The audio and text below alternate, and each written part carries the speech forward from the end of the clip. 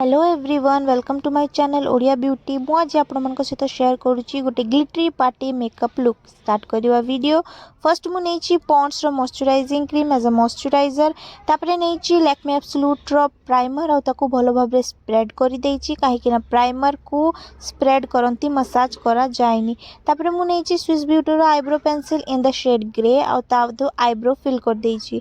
तापर inside cosmetics रो concealer नहीं कि मो आईब्रो को शार्प करुच्ची आउ आईलिड उपरे भी अप्लाई करी दउची कहीं मु हेवी आई लुक करी तो बहुत सुंदर कलर आसीबो।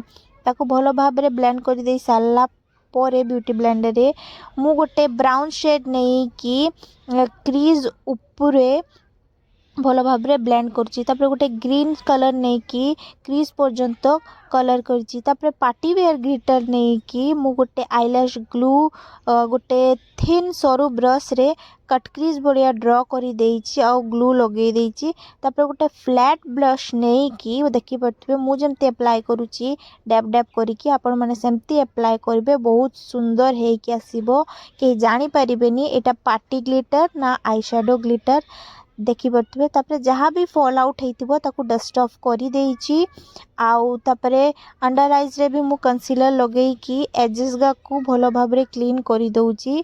तापरे जोटा मो हाइलाइट एरिया जमती मो नोज चिन सेगा रे भी मु कंसीलर अप्लाई करी कि भलो भाबरे डैम ब्यूटी ब्लेंडर रे ब्लेंड कर दउछि। यार कवरेज बहुत भलो अछि तो बेसी फाउंडेशन दरकार नहीं से मो हाथ रे फाउंडेशन नहीं कि डॉट डॉट करके जेठी दरकार सेठी अप्लाई करिछि आउ भलो भाबरे से डैम ब्यूटी ब्लेंडर रे ब्लेंड कर देछि। आपण मन देखि पड़थबे बहुत सुंदर बेस मो रेडी हे जाइछि।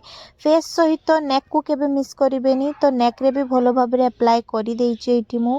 तापर ब्लश पाई मु एठी नेछि मो लोटस रो लिपस्टिक जोटा कि पिंक शेड रे अछि और ताको मु एज लिक्विड ब्लश अप्लाई करी कि से डैम ब्यूटी ब्लेंडर रे डैप डैप करी कि ब्लेंड कर देछि। सब को सेट करबा पाई मु नेछि एडीएस रो बनाना पाउडर आ भलो भाबरे मो फेस रे डैप डैप करी कि मेकअप टाको सेट करी देछि देखि पड़थबे आपण माने। तापरे मु कंटूर करबा पाई न्यूड पैलेट रो हुडा ब्यूटी रो ब्राउन शेड नहीं कि एज अ कंटूर अप्लाई करिछि मो चिक बोन रे मो जॉ लाइन रे।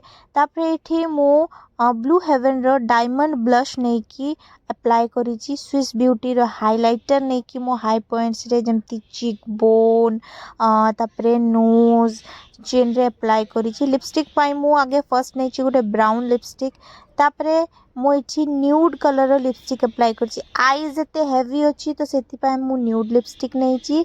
तो एटा होछि मो फाइनल लुक।